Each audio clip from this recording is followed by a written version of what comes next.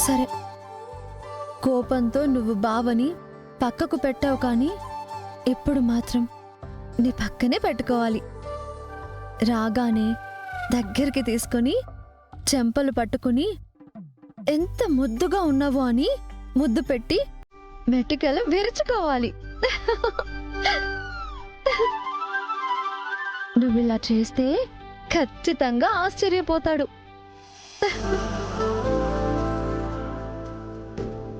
మీ ఆయన చాలా మంచివాడని 10 మందికి చెప్పుకోవడం కాదే, ప్రేమగా చూసుకుని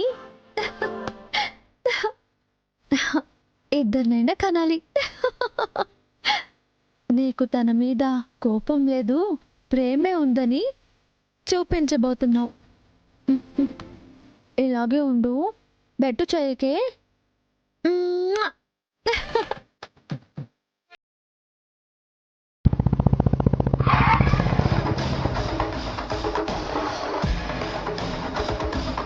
శివ శివ శివ శివ శివ, బయటికి రా.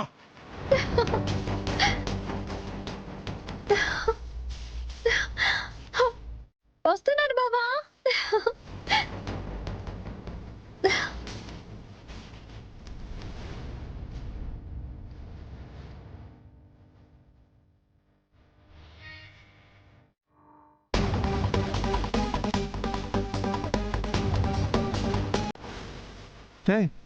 తాగిందంతా దిగిపోయేలా అలా అర్చావేంట్రా? అరవడం కాదు నాన్న, ముందు దీన్ని మెడపట్టి బయటికి గెంటేయాలి.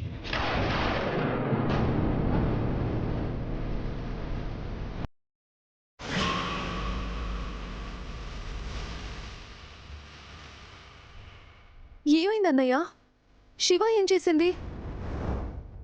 మోసం చేసింది. శివ నిన్ను మోసం చేయడం ఏంటన్నయ్యా? వీళ్ళన్న, వీళ్ళ పెద్దనాన్న, వీళ్ళ నానమ్మ అందరూ మోసగాళ్లే. వాళ్ళ రక్తం కాబట్టే వాళ్ళ పోలికలు కూడా వచ్చుంటాయి. బావా, ఏమైంది నీకు? నేనేం తప్పు చేశానని ఇలా మాట్లాడుతున్నావు? నా చెల్లి నాగవల్లికి, ఆ దుర్మార్గుడు దేవరాజ్కి శాంతి ముహూర్తం పెట్టించాలని నువ్వు తిరుపతి అత్తయ్య కలిసి పంతుల దగ్గరికి వెళ్ళలేదా? అయితే అంటావేంటి? ఆ రాక్షసుడితో నా చెల్లెలి కాపురం చేయాలా? అన్నయ్య, ఎందుకు నీకింత కోపం? అమ్మా శ్రీవల్లి, ఆ రోజు పంచాయతీకి వెళ్ళకూడదు అంటే ఇదే అక్కడికి వెళ్తే న్యాయం జరుగుతుందని అక్కడికి తీసుకుని వెళ్ళింది. కానీ న్యాయం కాదు కదా. నాగవల్లి కూడా మనల్ని వదిలేసి వెళ్ళిపోయింది. ఆ దేవగాన్ని నరికి పోగులు పెడతాను అన్నప్పుడు పోలీసులు చూసుకుంటారు.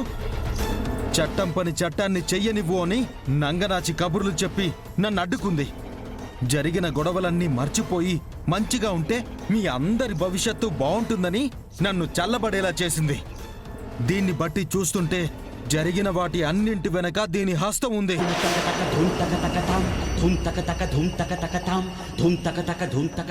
ముందు దీన్ని బయటికి గెంటేయాలి.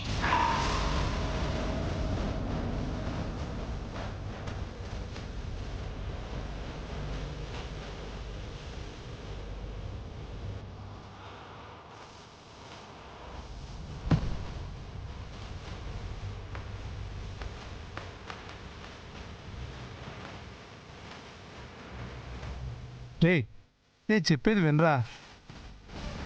నీకు ఆవేశం వస్తే ముందు వెనక ఆలోచించు. నిజంగా తను తప్పు చేసిందో లేదో మనకు తెలియదు కదా. నీకు తెలియదు నాన్న తన గురించి.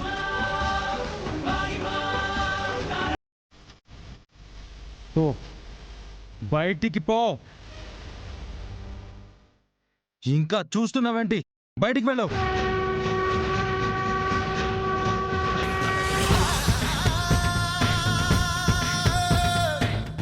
చూడకపోతే ఏం చేయాలయ్యా? మాటికి మీ చెల్లెల్లా ఏడ్చుకుంటూ మా ఇల్లు ఎక్కడుందా అంటూ కళ్ళు తుడుచుకుంటూ పోవాలా? అరే, మా దేవా అన్నయ్య మంచోడు కాదని నువ్వు చెప్పడం కాదు, నెల కిందట నేనే చెప్పాను. ఎప్పుడైతే శ్రీవల్లికి వచ్చిన సంబంధాలు క్యాన్సిల్ అయ్యి మా దేవ అన్నయ్య శ్రీవల్లిని పెళ్లి చేసుకుంటానని చెప్పినప్పుడే వాడు నటిస్తున్నాడు, మంచివాడు కాదు అని మీ చెల్లికి పూసగుచ్చినట్టు చెప్పాను. అడుగు, నేను చెప్పానో లేదో?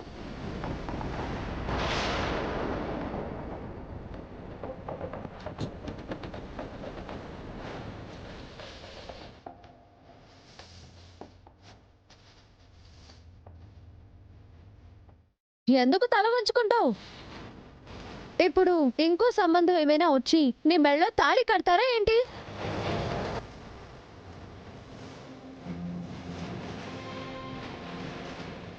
చెప్పనని మాటిచ్చావు కదా శివ. అరే, మీ అన్నయ్య నన్ను ఇన్ని మాటలు అంటుంటే, నేను మోసం చేశాను, జరిగిన వాటన్నింటికి కారణం నేనే అని నా మీద అభాండాలు వేస్తూ ఉంటే ఇంకా అదే మాట పట్టుకుని ఊగమంటావా? అవును, మీ అన్నయ్యకి మా అన్నయ్య గురించి చెప్పొద్దు అని అడిగినందుకు నీ చేతిలో చెయ్యేశాను. కానీ నా చెయ్యి జీవితాంతం పట్టుకునేవాడు నా జబ్బ పట్టుకుని నన్ను గెంటేసి నీకు ఇంట్లో స్థానం లేదని నన్ను గెంటేస్తున్నప్పుడు నీ మాటకు కట్టుబడి ఉండాలని నేను కట్టుబట్టలతో సహా వెళ్ళిపోవాలా? కరెక్టే శివ, నువ్వన్న ప్రతి మాటలో నిజం ఉంది. నిజమే ఉంటుంది, కానీ మీ అన్నయ్యకి కేవలం ఆవేశం మాత్రమే ఉంటుంది. అవతల వాళ్ళ బాధని అర్థం చేసుకునే ఓపిక మాత్రం ఉండదు. ఏంటయ్యా గంగాధరం, మా అన్నయ్య మీ చెల్లెల్ని రెస్టారెంట్కి తీసుకుని వెళితే వెనకాలే దొంగలాగా ఫాలో అవ్వలేదు? ఏం మాట్లాడతాడు, తను ఎలా మాట్లాడుతుందో అని నక్కి నక్కి చూడలేదు? ఆ రోజు శ్రీవల్లి గొంతు పట్టుకుని వాడు శాడిస్టులా ప్రవర్తిస్తుంటే శ్రీవల్లిని నిలదీశాను.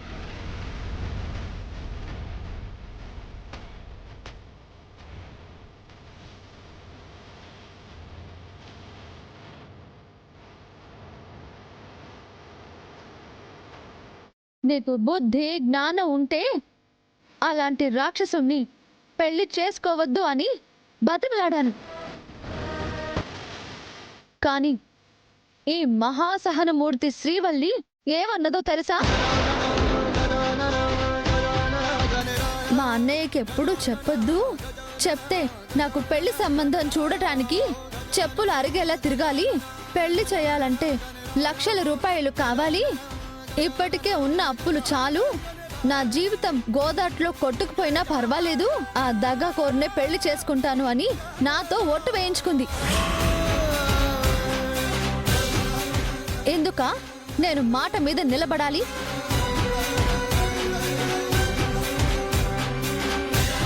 శివ చెప్పే మాటల్లో ఆవేదంతో పాటు అర్థం ఉంది గంగా. ఇంకా చాలా ఉంది మావయ్య. పోలీస్ స్టేషన్లో సరెండర్ అవ్వాల్సిన వాడు సరెండర్ అవ్వకుండా సన్నయి నొక్కులు నొక్కుతుంటే పంచాయతీ పెట్టించిన వాడి గోతిలోనే వాడు పడాలని మీ అందరినీ తీసుకువెళ్ళాను. ఎందుకో తెలుసా? జనం అందరి చేత చీ కొట్టించాలని నా ప్లాను. అక్కడే శిక్ష పడేలా చెయ్యాలి అని నా ఉద్దేశం. నిజానికి న్యాయం నీ వైపే ఉంది బావా. కానీ మీ చెల్లి హ్యాండ్ ఇచ్చింది. ఇన్నేళ్లు పెంచి పెద్ద చేసిన మా అన్న నాకు వద్దు, మోసం చేసిన మొగుడే నాకు ముద్దు అని నీ మాట దాటిపోయింది. అలా చెప్పమని నేను చెప్పానా? లేదే. నా పుట్టింటి వాళ్ళ మంచి కోరి కాదు. పెళ్ళై అత్తారింటికొచ్చాక పండక్కో పబ్బానికో ఆ ఇంటికి వెళ్తానే కాని ఈ ఇంటిని ఎందుకు వదిలి వెళ్తాను? ఇది నా ఇల్లు, నా సావిత్రి అత్తయ్య ఇల్లు. నేను ఈ ఇంట్లోనే ఉంటాను. నువ్వు కత్తి పట్టుకొని ఎక్కడికి వెళ్తావో వెళ్ళు, ఎవరి మీద దాడి చేయడానికి వెళ్తావో నీ ఇష్టం. నేను మాత్రం ఈ ఇంట్లోనే ఉంటాను. ఇంకొక్కసారి నా లగేజ్ అలా బయట పడేయాలి, అప్పుడు చెప్తాను మీ అన్న సంగతి. తప్పుకో.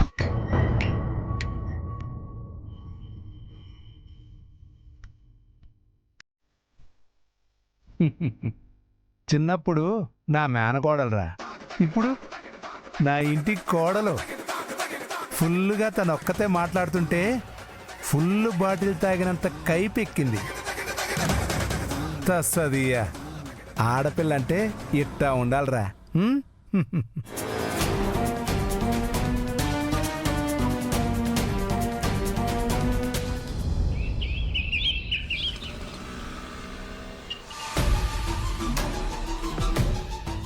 అనయ్య కాఫీ.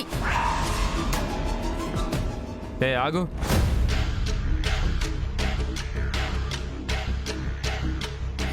ఏమన్నా? నేనేమనలేదు. కాఫీ కప్పు పెడుతూ ఏమన్నావు? కాఫీ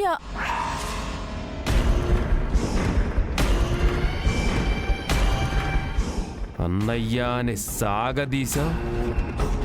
ఎక్కడున్నాడు ఇక్కడ గంగ? ఇక్కడున్నది దేవా.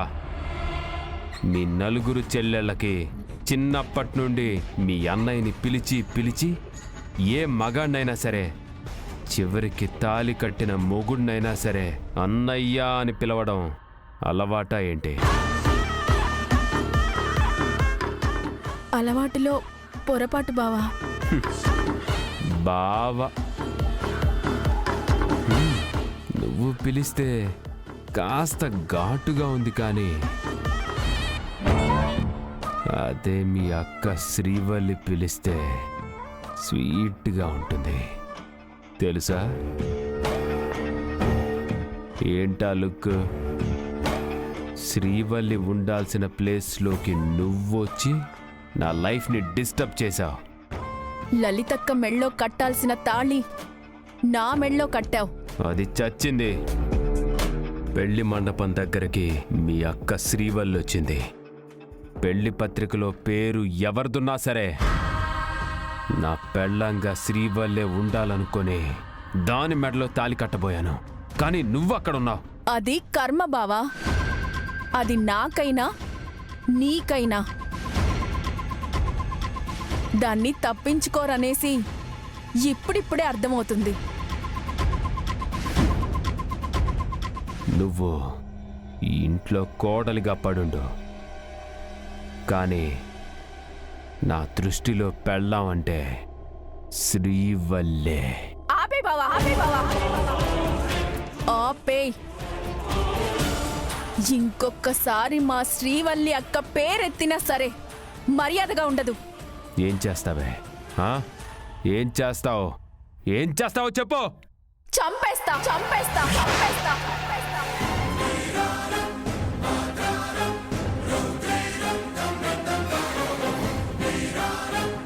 అనుమానం ఏం లేదు బావా.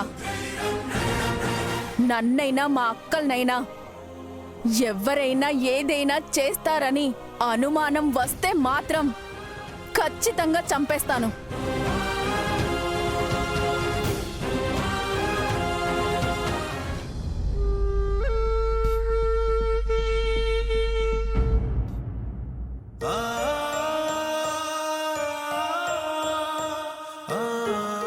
ఎవరిని చేసుకోవాల్సిన వాడు ఎవరిని చేసుకున్నాడు? అమ్మా నాగవల్లి, పొరపాటు పడుతున్నావు. పంచాయతీలో వీళ్ళందరినీ చూసి భయపడుతున్నావేమో, అందుకే నువ్వు ఇలా మాట్లాడుతున్నావు. ఎవరి వంక చూడకమ్మా. వాళ్ళ బెదిరింపులకి నువ్వు లొంగొద్దు. లేదన్నయ్య, నేను తిరుపతి అత్త ఇంటికి వెళ్ళడమే కరెక్ట్ అనిపిస్తుంది. కరెక్ట్ అనిపిస్తుంది. అనిపిస్తుంది.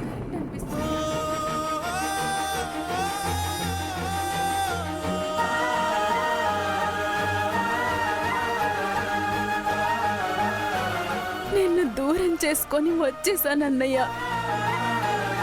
నరకంలోకి అడుగు పెట్టేశాను. ఇద్దరు అక్కల పెళ్ళైన తరువాత నాకు పెళ్ళవుతుందనుకున్నాను, కానీ ఇలాంటి దుర్మార్గుడు భార్యగా నలిగిపోవాల్సి వస్తుంది అనుకోలేదు. అనుభవిస్తున్నానన్నయ్య. నిన్ను కాదనుకొని వచ్చేసినందుకు అనుభవిస్తున్నాను.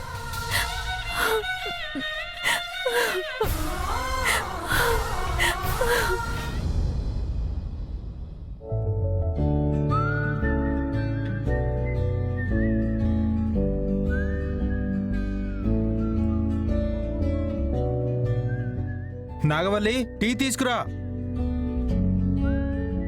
హ్మ్.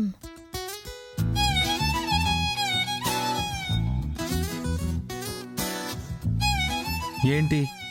మసాలా టీ. నేను ఏమి టీ అని అడగలేదు. ఏంటి నువ్వెందుకు తీసుకొచ్చావనే అర్థంలో నేను అడిగాను.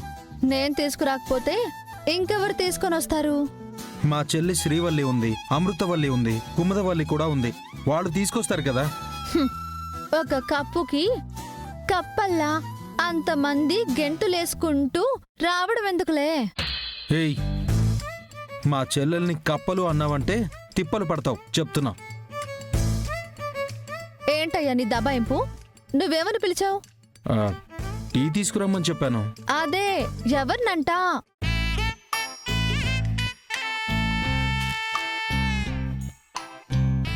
నాగవల్లి, టీ తీసుకునిరా. గుర్తొచ్చిందా? వచ్చే ఉంటుందిలే. మబ్బు పట్టిన ఆకాశంలా తమరి మొహం చూస్తుంటేనే తెలిసిపోతుంది.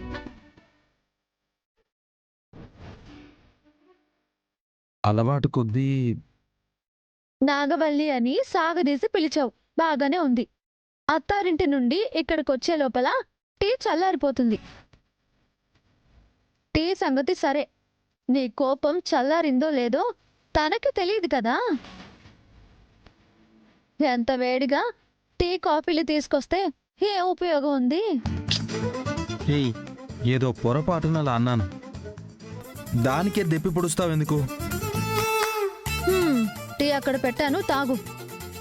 చేతికివ్వు. ఆ, నెల బాలుడు మరి.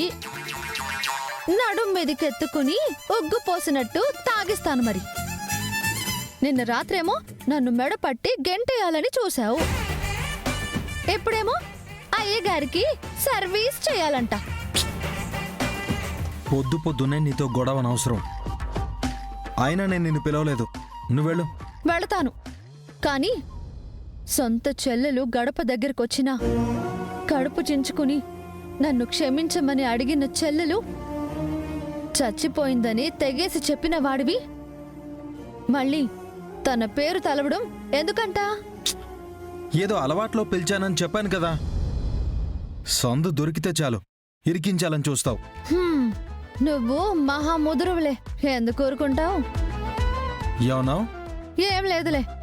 నువ్వు టీ తాగకపోయినా పర్వాలేదు, కానీ కోప్పడకపోతే సంతోషం. ఏయ్, నాకు తీసుకొచ్చి నువ్వు తాగుతావేంటి? ఏయ్ శివ, నిన్న రాత్రేమో అంత పొడుగు మాట్లాడింది, ఇప్పుడేమో నేను మాట్లాడుతుంటే చెవిన పడినట్టు వెళ్ళిపోతుంది. రాకాసి.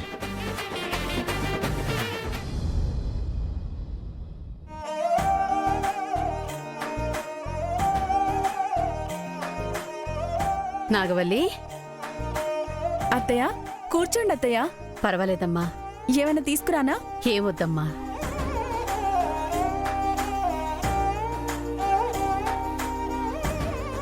వాడు కుదురుగానే ఉంటున్నాడా?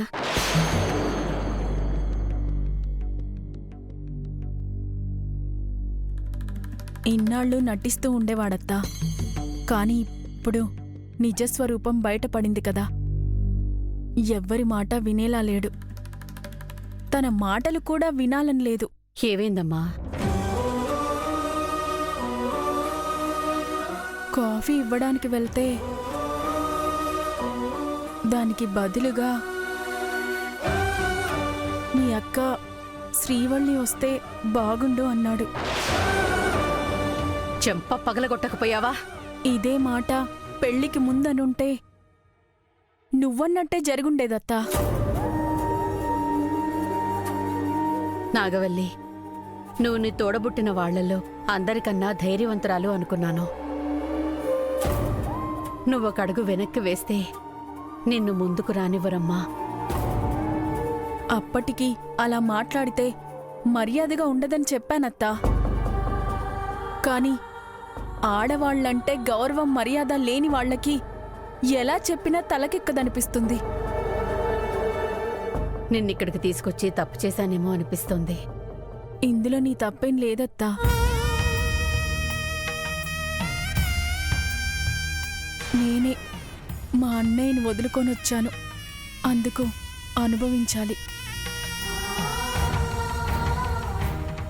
నీ వయసులో నేను ఈ ఇంటి కోడలిగా వచ్చానమ్మా.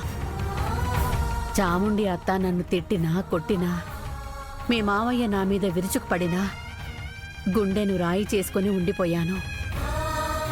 కానీ నువ్వు ధైర్యంగా మాట్లాడగలుగుతున్నావు.